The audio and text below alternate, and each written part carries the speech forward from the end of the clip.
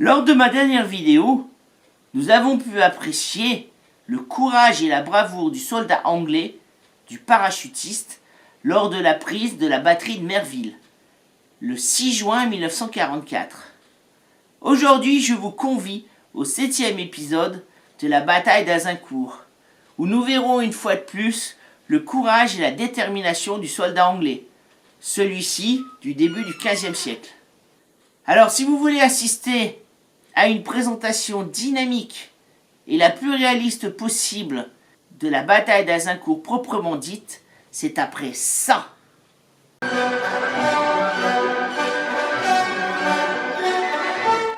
Salutations compagnons et compagnonnettes, je suis Baillant Taillefer, forgeron médiéviste et historien à ses heures ou le contraire.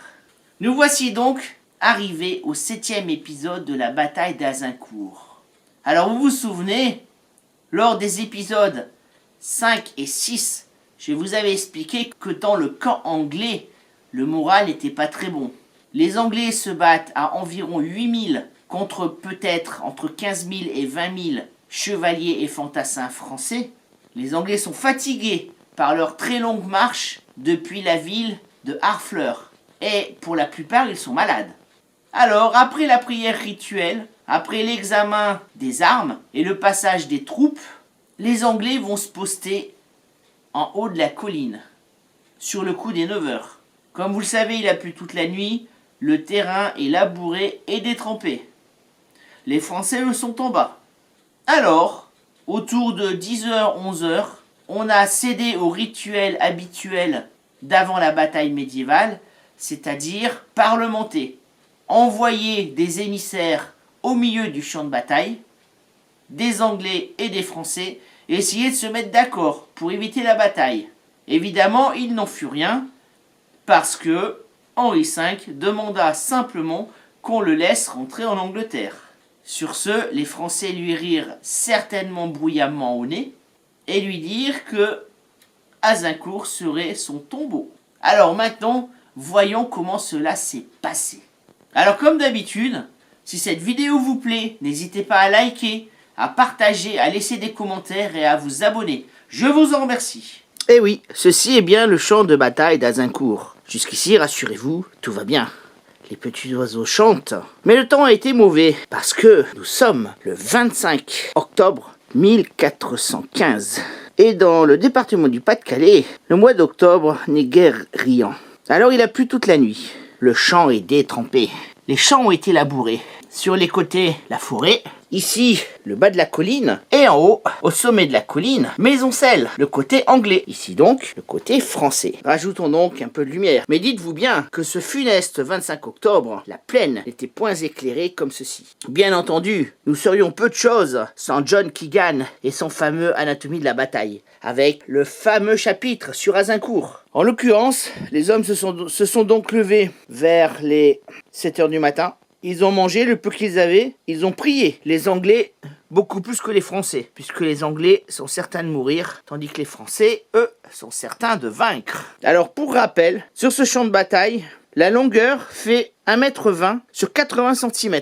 Nous sommes dans une échelle de 1 pour 1000, c'est-à-dire que 1 mètre sur le diorama vaut 1000 mètres sur le terrain. Autrement dit, les deux armées que vous voyez là, l'armée française et l'armée anglaise, sont séparées au début de la matinée par un peu plus d'1 kilomètre. Les Anglais sont en haut, les Français en bas. Nous avons donc une légère cote, si on peut voir cela, 2 à 3% environ. Ce qui n'est rien, certes, mais pour des hommes qui portent plus de 20 kg d'acier sur un terrain labouré et détrempé, cela fera toute la différence. Alors, après la prière, les Anglais attendent les ordres de leur roi Henri V. Celui-ci va décider de harceler les Français. Il veut les pousser à la bataille. Mais, en fin stratège et tacticien sur le terrain, il va faire comme les grands stratèges tels que Napoléon, Erwin Rommel, Patton et j'en passe et des meilleurs. Il va choisir le meilleur terrain pour lui. Il sait que l'adversaire possède 2 à 3 fois plus de contingent que lui. On estime les Anglais à 6000 archers et entre 1000 et 2000 chevaliers, soit environ 8000 hommes. Quant aux Français, on sait qu'il y a plus de 12 000 chevaliers et environ 3000 à 5000 hommes d'armes. Difficile à dire. On estime donc leur nombre entre 14 000 et 20 000. Donc nous sommes sur un ratio, grosso modo, de 1 pour 3. Alors, Henri V va se servir du terrain. Et pour lui, le meilleur endroit, c'est ici. Puisque le terrain se rétrécit largement. Alors que du côté français, il y a environ 1 km entre les deux bois. Au milieu, il ne reste plus qu'entre 600 et 800 mètres. Ce qui fait l'affaire de Henri V, qui va donc faire descendre ses soldats doucement. Ceux-ci seront contents de se mettre en route, d'abord pour se réchauffer à cause de cette froide matinée d'octobre, et ensuite, ils ont compris que leur chef savait ce qu'il faisait. En l'occurrence, choisir le meilleur endroit sur le champ de bataille. Alors que les Anglais, eux, vont descendre lentement, sans se presser, pour couvrir à peu près 300 à 400 mètres, soit environ la distance qu'il y a d'ici à ici. Les Français, eux, devront, pour aller à la rencontre des Anglais, couvrir environ 400 à 500 mètres. La guerre, c'est comme une partie d'échecs. Toutes les pièces sont maintenant sur l'échiquier. Alors commençons par les Anglais. Les Anglais, à 11 h, sont donc descendus du haut de la colline vers le milieu, là où c'est le plus étroit. Alors évidemment, comme d'habitude, ils ont planté leurs pieux coupés au préalable, que l'on appelle spears en anglais, ou peuchons en français. Ces pieux de bois, qui sont largement enfoncés dans la terre, et dont le bout est effilé avec un long couteau, empêchent les chevaux de passer. Ça, les Anglais le savent depuis la bataille de Bannockburn, parce qu'ils en ont fait les frais, en face des Écossais. Et voici donc le pieu, le peuchon, ou le spears, que j'ai réalisé en vrai. Il faut que le bois soit évidemment très solide, pour pouvoir arrêter un cheval au galop. Donc ça en 1/72e, c'est ça en réel. Alors, les Anglais, d'après ce qu'on pense, ont basé leurs archers sur 2 ailes. Ici donc l'aile droite côté anglais et l'aile gauche, toujours côté anglais. Donc les Anglais avec leurs flèches bien protégées derrière leurs spears. Et au milieu du champ de bataille, il y a 3 bataillons que l'on appelle au Moyen-Âge batailles. Donc 3 batailles. Nous avons sur l'aile gauche, Lord de Camoys, ici. Au centre, le roi, Henri V d'Angleterre. Et sur l'aile droite, le duc d'York, l'oncle du souverain. Alors tous ces chevaliers sont démontés, c'est-à-dire qu'ils sont à pied. Et ils attendent le choc de la cavalerie française. Eux aussi, bien protégés par les peuchons. On a donc 3000 archers sur le flanc droit, 3000 archers sur le flanc gauche, peut-être au milieu, on ne sait pas. Peut-être des archers également cachés dans les bois, c'est possible. Donc en tout 6000 archers, et pour compter les chevaliers anglais, ils sont 2000. A noter que derrière, au sommet de la colline, près du village de Maisoncelles, il y a le camp, avec un reste d'infanterie, ainsi que des pages et des écuyers. En face, les Français. Les Français se sont disposés en 3 batailles. La première bataille compte environ 4000 hommes, grosso modo. Et il y a du beau monde là. Il y a le connétable d'Albret, le chef théorique de l'armée française, de l'Ost.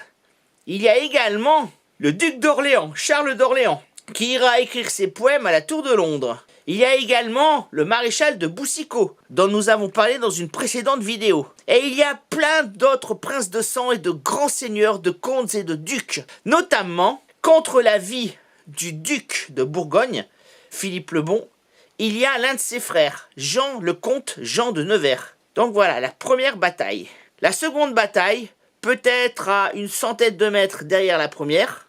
Toujours des chevaliers démontés.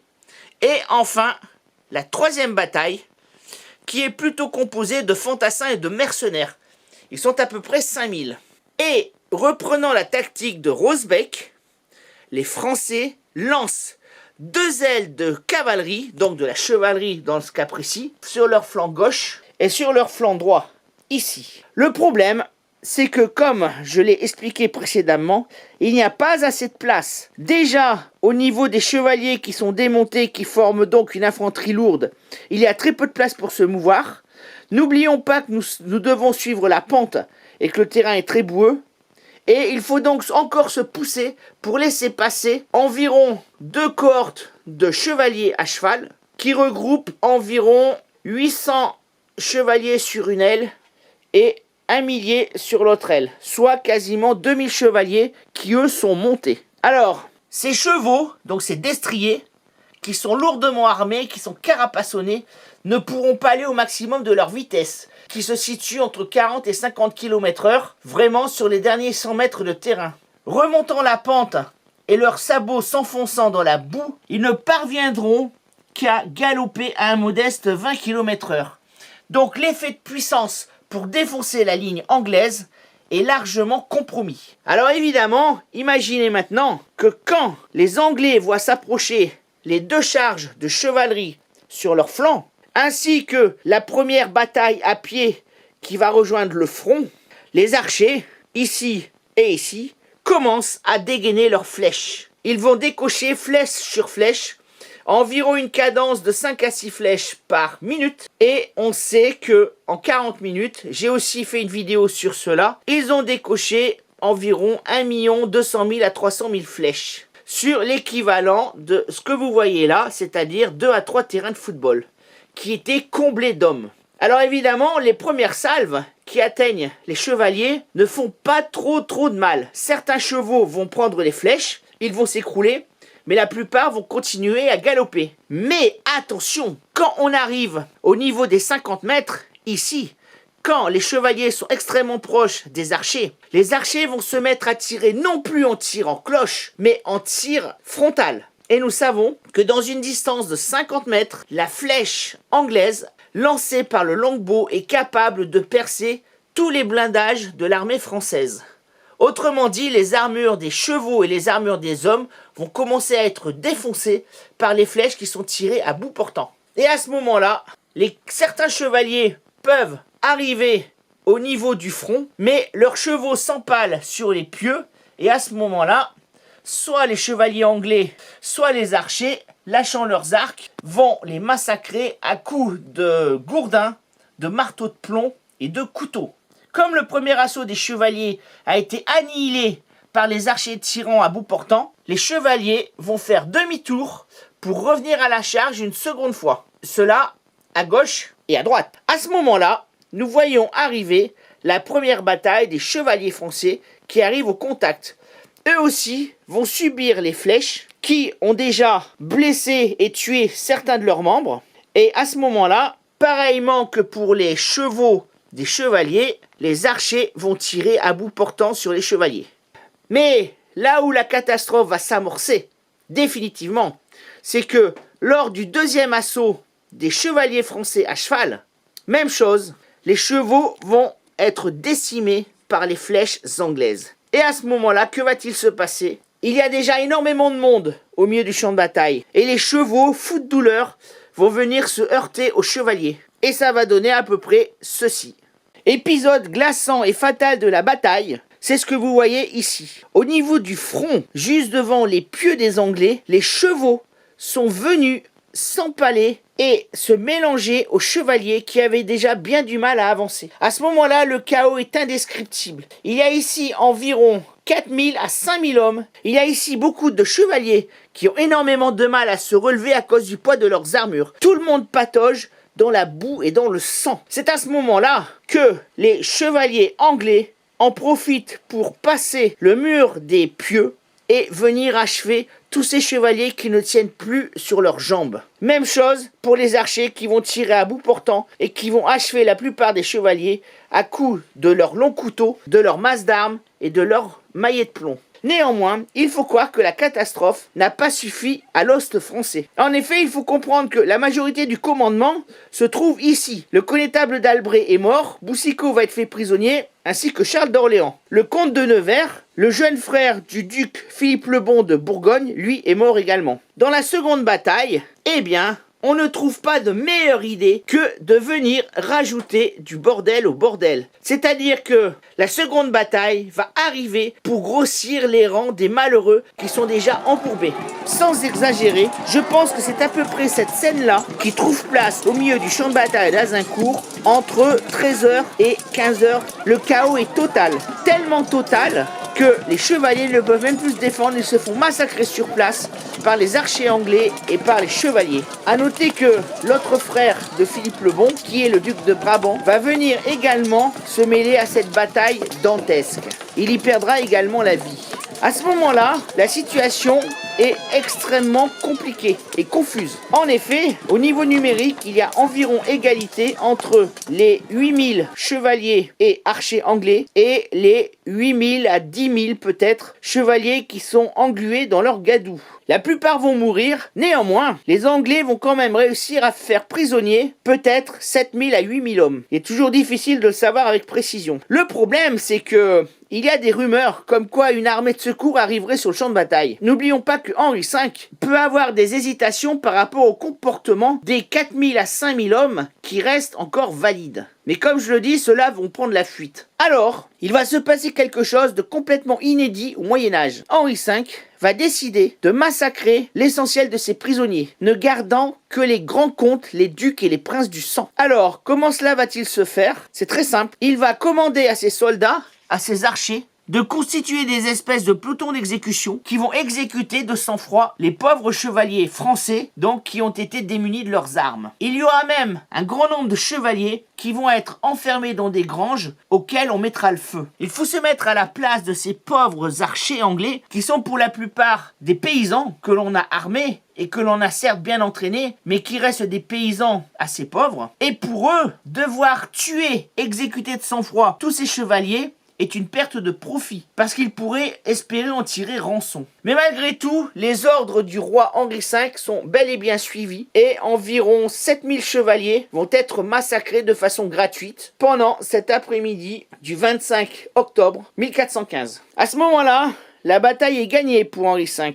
Quoique, il est par son acte inhumain opéré une espèce de parjure par rapport aux règles de la chevalerie en usage en Europe. Alors ensuite, que dire? Les survivants ont pu quitter le champ de bataille. Il reste quelques, peut-être centaines de prisonniers de très haut rang qui vont être emmenés en Angleterre. Il n'y a désormais plus rien pour empêcher Henri V et ses hommes de rentrer en Angleterre. Donc on estime que les chevaliers français ont perdu ce jour-là entre 10 000 et 12 000 hommes. Les Anglais en ont perdu 500. Ainsi a vécu l'ost français du connétable de Bourbon et du roi Charles VI le Fou. En cette journée de la Saint-Crépin, les Anglais ont remporté l'une de leurs plus belles victoires tactiques sur un champ de bataille. Et les Français ont connu l'une de leurs plus grosses défaites. Ainsi, Azincourt est devenu le tombeau de la chevalerie française. A noter que lorsque j'ai réalisé ce diorama, donc sur plâtre, avec un flocage de colle, j'ai employé de la véritable terre. Et cette terre que vous voyez, c'est la véritable terre du champ de bataille d'Azincourt.